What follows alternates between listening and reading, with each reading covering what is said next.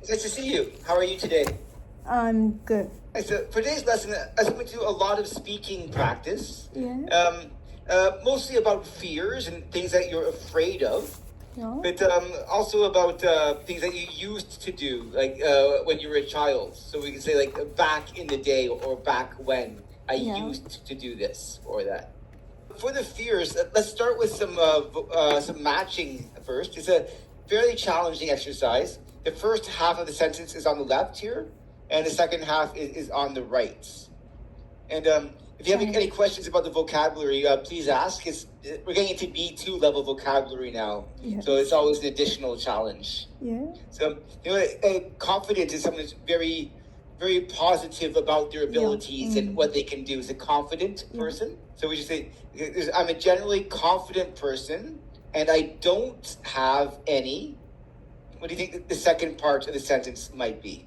Fear that would stop me from doing what I want. Right. Well done. That's correct.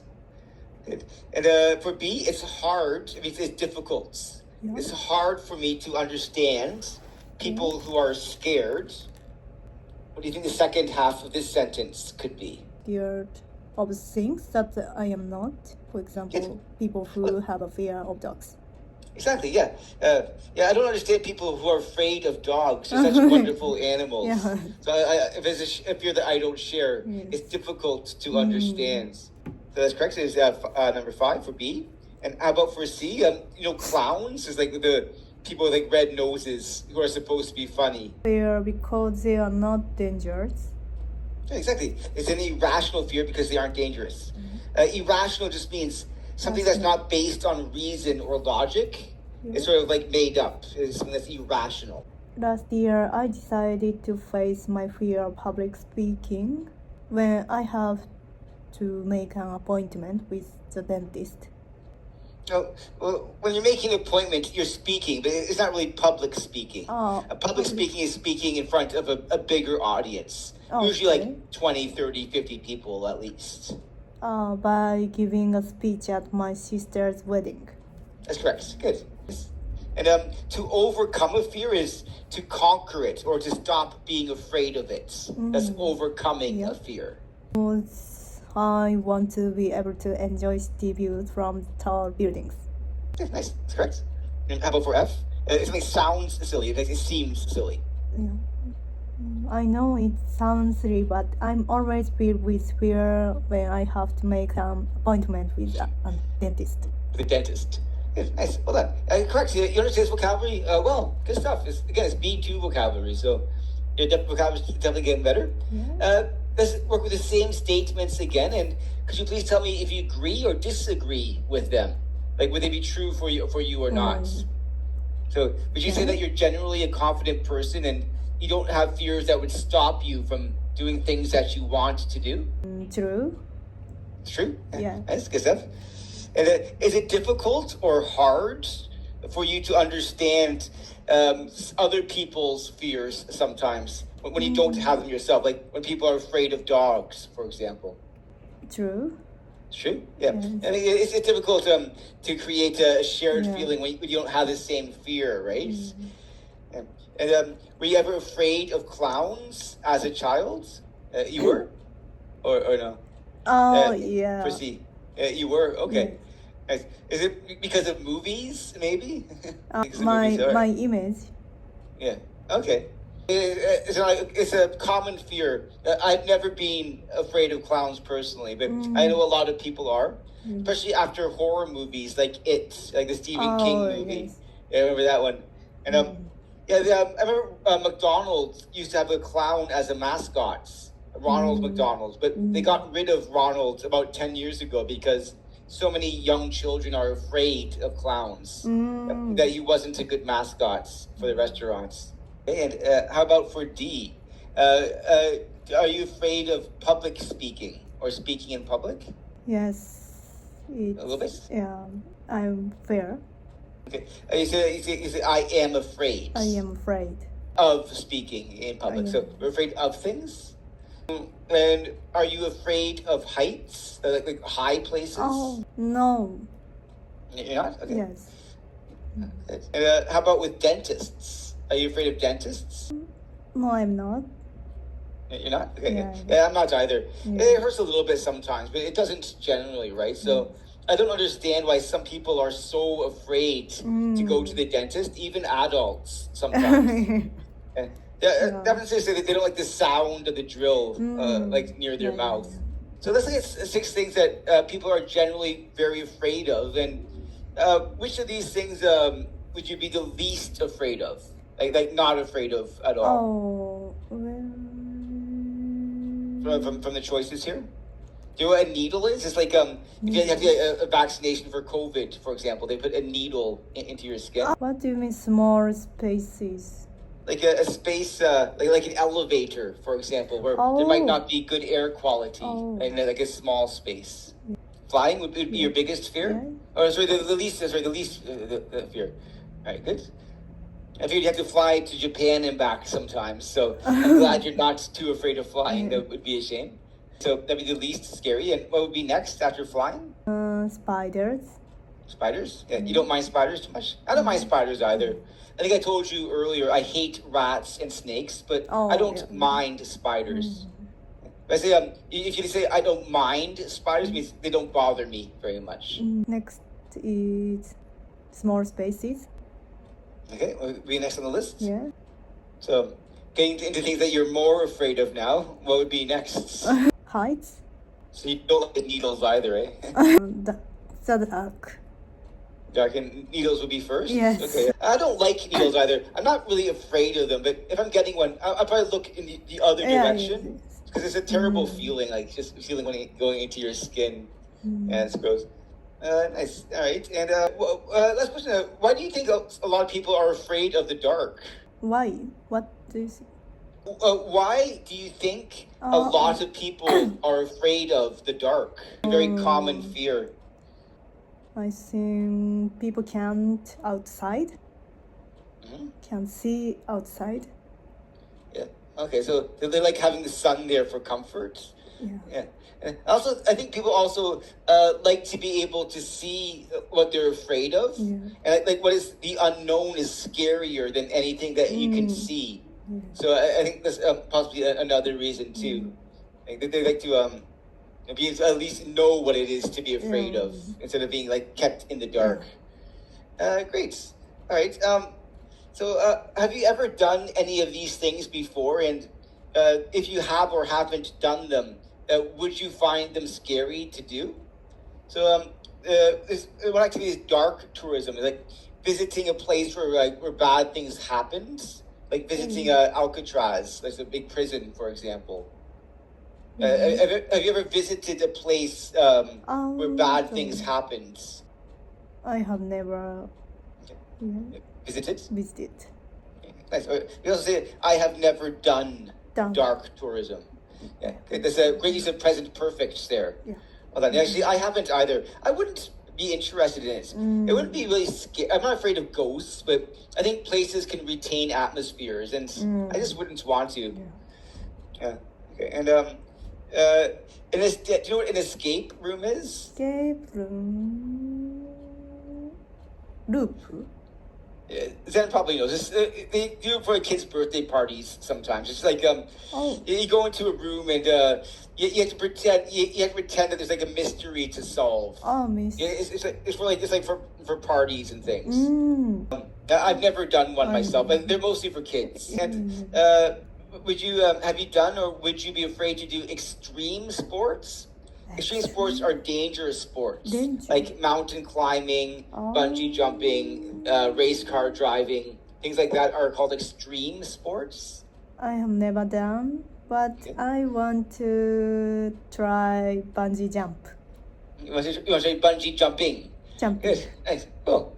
Awesome. Well, there should be opportunities for you to try in Vancouver, for sure. That's very brave of you. I would not be interested. So you're braver than I am in that regard. You're younger too. When I was in my 20s, I would have loved to try as well, but not anymore. I'm in my 50s. Have you ever gone to a murder mystery party? I have never done. Okay. Actually, I've never been there or never done that. Yeah, I haven't either. I think it would be fun, actually. But when whenever I go to a party, everybody just talks about politics the whole time. We don't do anything fun like that. About taking an extreme roller coaster ride. Roller coasters with things like a Canada's Wonderland or Disneyland, where you sit in the car and you go forwards and you go like upside down and all these loops and things. Yeah, I have done. You have been on a roller coaster? Yeah. Did you find it scary or no? No, I like it. You say, I liked it. Yeah. That's cool. Was it in Japan or in Canada or somewhere else? Both of them. In both? Yeah. Yeah. Cool. Are there any roller coasters in Vancouver? Are there any roller coasters in Vancouver or British Columbia? P&E? P&E? Yeah. Okay. Okay, I'm not familiar with it. So, and have you ever used a Ouija board before? Ouija board? Yeah, it's mostly like for teenagers. It's sort of like a game where people take letters of the alphabets and they ask the spirit world or ghosts to rearrange the letters to send a message. And that's like a Ouija board. I don't believe in them. I don't believe in ghosts personally, but they seem a bit sacrilegious. Sacrilegious means against religion. So a lot of people think that they're anti-Christian. Like trying to contact ghosts or spirits is using a Ouija board. About horror films, do you find them scary? I think you said that you do earlier. I'm scared. Yeah. Like you say, I'm scared of horror films. Visiting a haunted house on Halloween, like just for fun. Yes, I have visited. And it probably wasn't scary because it's just for kids, right? Nice. All right, so let's look at some more common fears. We've talked about a few of them already, like the fear of dogs and public speaking, and we did clowns already. How about hospitals? Do you ever feel afraid of hospitals? No, I'm not. Okay. Yeah, I'm not either. Some people don't like the smell of hospitals, like the disinfectants and cleaning solution of it. What about of technology? No, I'm not. No? Okay, so you're not afraid of AI or robots taking over the world or anything. And you know what crowded means? Like lots of people together? No, I'm not. You're not afraid of crowds then? Yeah. Do you think our fears change as we become older or get older? Yes, I think so. Yeah, I think they change as well, for sure. Well, we get more responsibilities as we become older, and different things become more important to us. And we also get more used to our fears, or accustomed to them too, right? So that one can be replaced by another one. I don't think we have time. There's more I want to talk about. So I don't think we have time to talk about the therapies yet. But let's go on to some discussion or speaking practice on the last slide, please. So I'm just going to scroll down a little bit until the bottom here. And we don't have time for the video either. So let's do some discussion questions here. Do you think that it's important to always protect children from fear? And I know these are very difficult questions, so just take your time on the answers. Yes, I think so. Like always, I think it's important to show children things that might be dangerous and let them see in a safe way how dangerous things are. You can be like, hello, this is a dog. They usually aren't dangerous. That they could be sometimes. But children will have to face fears or experience fears at some point in their life, right? So they can't always be protected from them, because otherwise they won't know how to deal with these fears by themselves. Like even scary movies for children. Like I think they're okay in a way as long as they're exciting and thrilling for children, and they should be exciting for children in a way that make children feel more confident to deal with feels and more powerful. But there's some children's movies that I think are just unnecessarily scary, and I think the director just wants to scare kids for no reason. Here. Right, how about for the second one? Do you think it's easier to overcome a fear? That means to stop being afraid of something is to overcome a fear. A fear when you are younger, compared to when you're an adult, for an example. Yes. You think it is? Yeah. Okay. I would agree. I think the longer that we're afraid of something, the more we become afraid of it. And for that reason, it can be easier to overcome a fear when you're younger and haven't had time to be afraid of it so much. Also, I think children are just, can adapt to things easier. Like, remember last week, I think we were talking about the children trapped in a cave for 11 days, and they were totally fine afterwards. And adults usually after 2 days they go crazy. So children can overcome or and recover from fears faster too. Do you think there is any such thing as an irrational fear? Like a fear that someone's afraid of something for no reason. It's not logical. Oh. So the question is basically, do you think that's possible to be afraid of something for no reason, for no logical reason? Like only mind? Yes, it's only like in your mind, exactly. Like if you're afraid of something that's not dangerous, that would be an irrational fear. Like if you're afraid of like fish or something. So do you think irrational fears exist in people?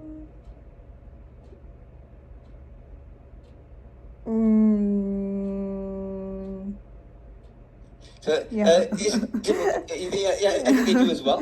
I know it's a difficult question, but you can also think of it like as if I say it in an easier way.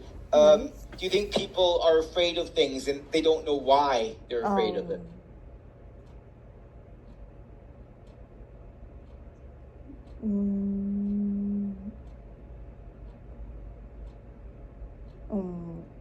I think so. I think so as well. A lot of people have irrational fears that they don't understand why it frightens them. It's just they instinctively feel afraid. And do you think that fear helps us? So it's important to accept it?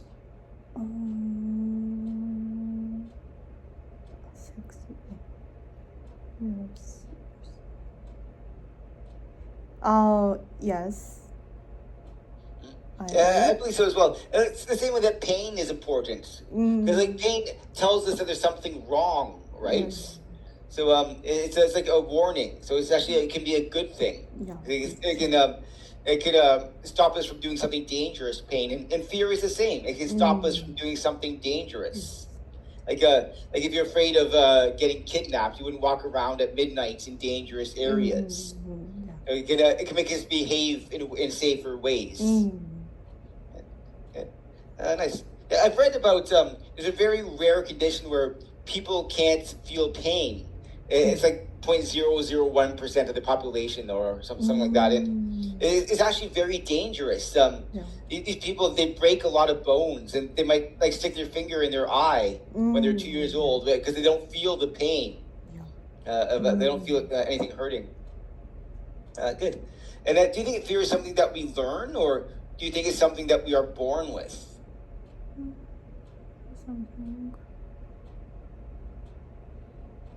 What? Where is something?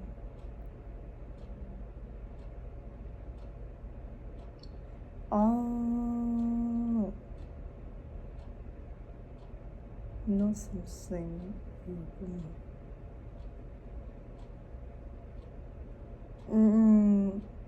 Yeah, I agree. Okay. Yeah, I mostly agree too, but there is one fear that we're all born with, and that's the fear of falling, or like a fear of heights. We're all born with that fear. Even a baby is like 1 day old. It has a natural fear of falling. It's some difficult vocabulary here. I'll send you this file after class today, but let's try another one. I want to talk about we'll work on using the past tense again for grammar, and talk about some activities that you used to do when you were younger or when you were a child. So as a warm-up, can you think of a film that reminds you or would be an example from your childhood growing up in Japan? So what was a film that you enjoyed or that was popular when you were a girl growing up in Japan? Film. Yes. I enjoy watching a film. Nice. But can you think of a specific film that reminds you of your childhood? Like, what was the title? ジブリ Japanese traditional animation. Oh, movie. okay, nice. Nice. Actually, I love Japanese animation. Do you know Studio Ghibli at all? Yeah. You do? Nice. Nice. What's your favorite Studio Ghibli film? 隣のトトロ My Neighbor Totoro. Yeah. I love that film. It's Oh. one of my favorites of all time. And it got very good reviews as well by critics. Yes. One of my favorite movies. Yeah. Great. Yeah, I really enjoy Spirited Away as well, and Ponyo, I think it was. Ponyo, yes. That's cute. No. Good. Can you think of a food from your childhood that you enjoyed? Food.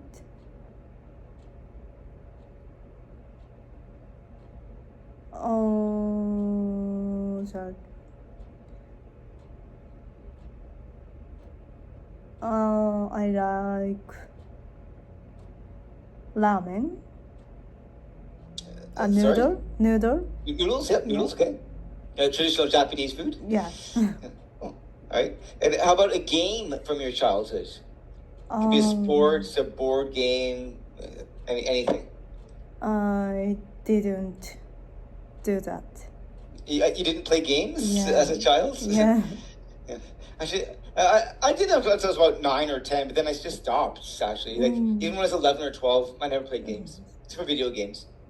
And how about a place from your childhood? Place. Yeah.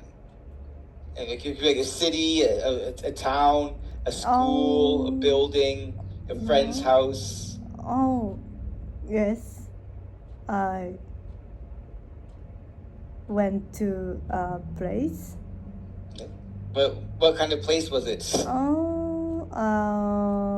Like my friend's house. Okay, nice. Yeah. Okay, so you remember like your friend's house stands out as a place from your childhood. Mine as well. Like, when I think of my early childhood, the place that I think of would be like the little neighborhood that I lived in, and my friends' houses, and my own house there. Yes, it's not like school or a city or anything. Yes, all right, well done. All right, so let's look at some of these activities below. Yes. And did you ever do any of these when you were a child growing up in Japan? So did you ever climb a rope? Oh. Like a gym class or anything? Oh, I didn't. Didn't climb a rope? Okay. So you didn't have to in gym class? Gym class? Like when you go to school, gym class is when you need to do sports or physical activity in school. That's gym class. And sometimes, like back in the 1970s, children had to climb a rope in gym class, but not anymore. So they don't have to anymore. Okay. Did you play outside with my friends? Yes. Or with your friends? I did it. So, try to answer in full sentences just for practice. So, could you say, I played outside with my friends? I played outside with my friends. Perfect. Well done. Good sentence there. Did you ever place coins? These are coins like this on train tracks. You know, where trains run. So a train track would look sort of like this. Yeah. Sort of like a ladder lying on the ground. Yeah. And then the train would go across the tracks. I didn't place coins on track. Yeah, I did that. But if you did it, when the train came past, the coins would go like totally flat. Yeah. So if you put a dime on something, it'd be like this big afterwards, and it'd be like really hot to touch. Did you ever jump over things on your bike? An obstacle is just like a thing. Oh, no, I didn't. Yeah. Okay. Good. I think children in the 1970s and 1980s did that more, but not so much anymore. It's too dangerous now, right? Did you ever play with Lego or building blocks? I didn't play with building blocks. Good. Nice sentence there. Did you ever climb and sit on the roof or the roof of a house? I didn't climb and sit on house roof. Okay. Nice. Your parents probably wouldn't have wanted you to in any case. All right. Would you enjoy doing any of these things now? Oh no.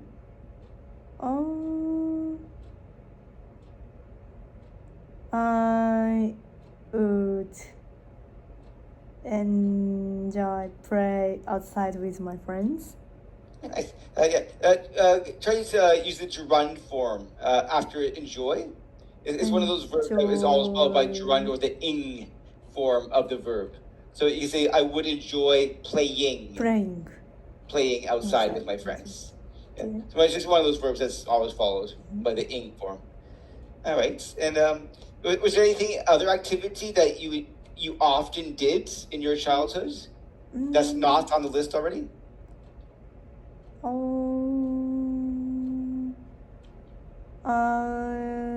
often played outside with friends. Okay, nice.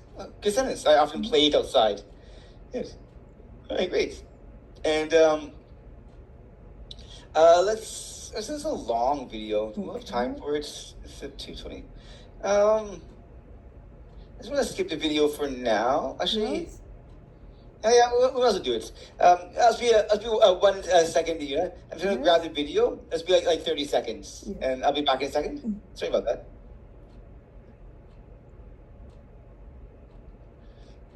I sometimes forget to download the videos first. Okay. But I got it right here. And back in the day. Yeah. So the goal with this video is to do the matching exercise at the same time. Yes. And right here. There's only 4 sentences, but there's 6 options. There's 2 extra ones that aren't talked about in the video. They're just for an added challenge. That's all. I want to make sure you can still see the questions as well, but they aren't too small. But how's that? Are you able to read it? Yes. Great. You have some really good eyes. I can't see anything. We're going to watch the video from 2:25 to 4:31. So it's just over 2 minutes. Here we are. Okay. Ready? Let's go for it. The movie can. You can't hear the audio? Yeah. Okay. Oh, sorry. I'll try again. Sometimes it might take a few seconds. No? Oh yeah. Can't hear. You still can't hear? Okay. I'll send it to you over chat. Okay. But it's important to to start it at 2:25 because it's a very long video. Yeah. So you be playing from 2:25 until 4:31. So it's actually only 2 minutes long. I just sent it to you there. If you grew up any time before the night, it really was a great. Kids need a little adventure in their lives, and if you were around in the 1970s, then someone like Evel Knievel was one of your heroes. Pedaling your bike as fast as you can off the end of a bike ramp was as close as you could get to flying. We were all daredevils, and we never backed down from a challenge. Back then, we made our own bike ramps, and it was super fun to see what we could jump over. This was just good old-fashioned fun without a helmet or knee pads. That is a pure nightmare for many parents today. Remember climbing up on your roof as a kid? Maybe you went up there to get a better look at the stars, but you were certainly going to get a bird's eye view of your neighborhood. Many of the roofs on houses today are much more steeper than what we had, but it's still unlikely that you will ever see kids on the roof in